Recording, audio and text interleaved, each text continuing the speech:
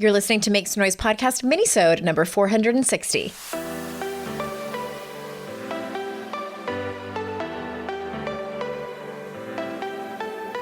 Welcome to Make Some Noise podcast, your guide for strategies, tools, and insight to empower yourself.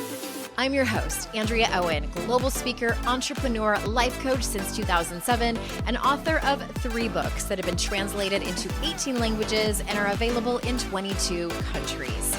Each week, I'll bring you a guest or a lesson that will help you maximize unshakable confidence, master resilience, and make some noise in your life. You ready? Let's go. Hello, everyone. Thank you for joining me with another episode of the podcast, another mini-sode, and I am for sure committed to making this one short and sweet for you. And I wanted to do a mini-sode on friendships because we had 2 friendship experts, Danielle and Shasta. I hope that you listened to those. They were so important. I've said it once, I've said it a million times. I think when we're talking about relationships, we don't talk about friendships enough. And they make up such an integral and important part of our lives. And there's a handful of things that come up pretty regularly when I work with clients, or even if I'm just having conversations with women when it comes to their friendships. And I wanted to touch on those in this mini-sode because I think that no matter where you are in your friendships with women, that you can probably relate to one of these challenges, one of these 3 challenges that I'm going to go over with you. And you have probably heard me say these before. I have definitely written about them in my books, and I think that it bears repeating over and over again because, a lot of times we don't get the lesson the first time, or we read about it in a book and we're like, that sounds nice. So you're going to get the reminder. You get the reminder from me on friendships. There are 3 scenarios that I'm going to go over that I think are common, and I'm going to give you some possible solutions to them. And the first one is just really more of a lesson. One of the very first things that I do when I'm taking someone privately through the Daring Way methodology is, it's one of the first lessons as we talk about trust and friendships. And I ask my client, tell me about your friendships. Do you have someone you consider a best friend? Tell me about your childhood friends. Do you keep in touch with any of them? Is it your neighbors? And often, they give me a list of anywhere between 1 and 5 or 6 women that kind of range on the spectrum of being close friends. Maybe they're coworkers. Maybe they are, sometimes it's their sister, et cetera, childhood friend, or someone that they've been friends with since college. And to varying degrees, they keep in touch with these people. And what I would say 9 times out of 10, depending on the client and where they are in their friendships, one of the assignments that I give them, if they don't do this regularly, and most of them don't, is I ask, when was the last time that you told, let's just say Jennifer, when was the last time you told Jennifer how much she means to you? And they might say something like, oh, she knows how much I love her. She knows that, she's my BFF. Does she?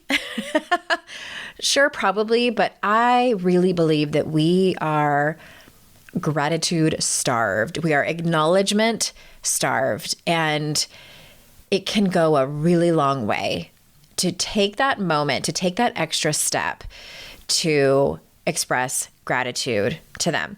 I met such an amazing woman at the Think Better, Live Better event that I was speaking at in Orlando several weeks ago, Gina Hamaday. I think that's how you pronounce her last name. I really want to get her on the show. She wrote a book called, I have the name of it here. Please hold.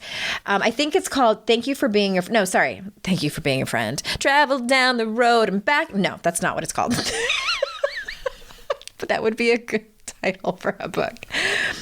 Gina's book is called I Want to Thank You, How a Year of Gratitude Can Bring Joy and Meaning in a Disconnected World. And I had such a great one-on-one conversation with her. And basically, she wrote thank you notes, gratitude letters, one a day for a year. And she writes about it in this book and gives examples of what they can sound like, et cetera, and how it changed her life. That's what I encourage my clients to do. And this is the challenge I'm putting out to you, dear listener. Who are the people in your life? It could be your mom. It could be, one of your kids, your partner, your best friend, anyone that cares about you, that you care about them, that you have a friendship with. And I invite you to express that gratitude either in person with your voice, or you could write a letter if you want. You can send a text message. You can, get a mushy Hallmark card. However you want to do it. You can send them an email. I'm not going to hold it against you if you decide to do it in a text. Baby steps sometimes, right? Turtle steps. But take a moment to really sink into some vulnerability and just say, I was thinking of you today, or I was listening to a podcast about friendships and I thought of you. And I wanted to take a moment to really express how much you mean to me. Or maybe you can be specific. I appreciate you so much for being there for me when my mom passed away last year, or when I had a miscarriage, when I went through a divorce, or whatever it was that was difficult for you. Thank you so much for being there for me. You have no idea how much it meant to me during those times. It can just be a sentence or two. And wait for it to land, especially if you do it in person and you're using your voice. Wait for it to land. Sometimes it's uncomfortable conversations, but it's important. It's important. Things like that are important in our friendships. Scenario 2, if you are friends with someone who, you've kind of gotten to a level in your friendship where you're starting to share some vulnerable things about your life. You're kind of diving in a little bit and maybe sharing about some painful things that happened in a former relationship or in your current relationship or in your childhood. And the friend doesn't seem to open up as much as you do. And you're wishing they would. You're wishing it was more of a reciprocal relationship, but they're kind of holding their cards close to their chest. So what do you do in those situations? I can't remember which one of the friendship experts that I had on, that I think it was Danielle, was talking about this. And I feel like she said something like, throw out casually, oh, well, here I am blabbing on and on about me. Tell me about what's going on in your life. Like what's been great? What's been hard? What's been boring? Like tell me something, what you got going on? Something like that. I think I added my own flair to the end of it there, but that's what I would say.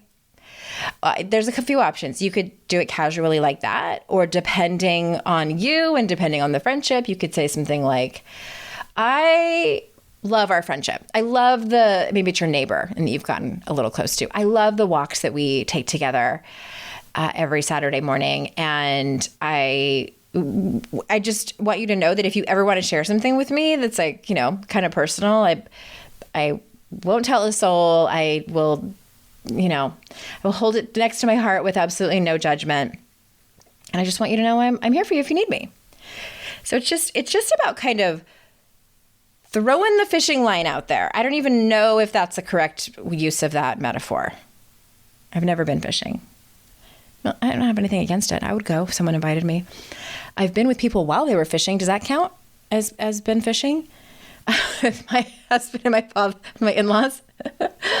But yeah, just throw it out there. I really have enjoyed our talks, and I sometimes feel like I share a little bit more. And I don't mean to be hogging up the conversation. So please, if there's anything that you want to share, I'm happy to hear it. So you're just, you're not demanding that they share with you. You're not asking specific deep questions. I often joke that when I meet people and I like them, I want to lean in and be like, who broke your heart and what happened? Which is crosses some emotional boundaries there. It's only a half joke. You don't have to do that. It can be light, and you are just putting it out there that you are open to hearing their stories. That's it. And the last scenario What if you've had a friend that you've lost touch with? I know there's some of you listening where this has been the case. Maybe you used to work together. Maybe you went to school together. Maybe you used to live near each other and you were good friends, and then life happened. Life happened. This is especially common when women either are full pedal to the metal in their careers and or they have small children. Our priorities shift and our friendships tend to be last or almost last. You know, self-care is kind of like towards the end there as well, keeping in touch with family, et cetera, et cetera. But your friendships can tend to be more of a last priority. And it's similar to the first one, is reaching out to that person and saying what's there. Saying what's there as comfortably, as vulnerable as you want to be, and stretch yourself a little. So it might say something like, hey, I know we haven't talked in an eternity. Because let me back up for a second. Before I give you an example, here's what nobody really likes. Have you ever had that friend or have you ever been that friend? Because I feel like I've been both the doer and the receiver of this. You have a crisis and it's kind of an emergency. And you think of your friend that you know maybe knows the history of what has happened, or that you know would be like the perfect person to come to, and you haven't talked to her in a while, or maybe you feel like it hasn't really been that reciprocal, like you've kind of taken a little bit more from the friendship than she has, and you want to reach out to her, but you feel really uncomfortable. So I have both been that friend and also been on the receiving end of that, and neither feels great. So I'm encouraging you to keep in touch, and in addition, say what's there. That's a saying from the Coaches Training Institute, my life coaching alma mater. It's one of my favorite things. It's basically just being really honest in the moment, like of what's happening, pointing out the elephant in the room, not necessarily calling it out, but just pointing it out. Like, hey, I have not been in touch with you as much as I have wanted to, and probably as much as I should. And I'm really sorry for that. I wish that I could go back in time and change it. And if it's a crisis, maybe you go in with your thing. And I would be so incredibly grateful if I could have an hour of your time one evening this week to talk through something. You've always been so smart about these situations, and I would love your advice. And if I can return the favor, I'm happy to do that. And I would love to also catch up and hear what's going on for you. So me, Andrea, as someone who's been a selfish friend, especially in my 20s, it's important to also acknowledge what they might need from you. Okay. So I kind of went through a lot there. But this is, specifically for a friend that you have lost touch with and that you also want to be more in touch with. And my best friend, Amy Smith, is so good about this. She puts things in her calendar, like important dates that she knows are important to her close friends. So when that day comes, it's on her calendar, and she's like, oh, I know that this is the anniversary of Andrea's dad's death, and it might be a tough day for her. So I'm gonna send her a text in the morning and mention it and see how she is. See if there's anything I can do for her, or just let her know I'm thinking of her. There is nothing wrong with putting that in your calendar. So even if you have to every month on the 15th, put in your calendar, or every quarter even, every third month, reach out to Jen. See how she's doing, or you might put your friends' birthdays in your calendar too. And it's a step above that. And then it's probably a whole nother conversation if they're never reciprocal, which I understand. But this is, we're assuming that this is a friendship that you are invested in and that you know that it matters to reach out. And you've just decided that you're going to be the one. I'm going to be the one to make an effort. She's probably just as busy as I am. And dang it, I listened to Andrea's minisode and I can't unhear it. So I'm going to be the one to put it in my calendar and shoot my friend a text and just let her know I'm thinking of her. Hey, I know that you moved last month. I hope you're all settled in and I'm thinking about you. I know moves can be really stressful. Everyone loves to know that they're being thought of, that you popped into someone's head. Side note, I really do my best to make it a point when someone pops into my head, whether it's a friend or a former client, when they pop into my head, I reach out just to say hi, especially if it happens twice.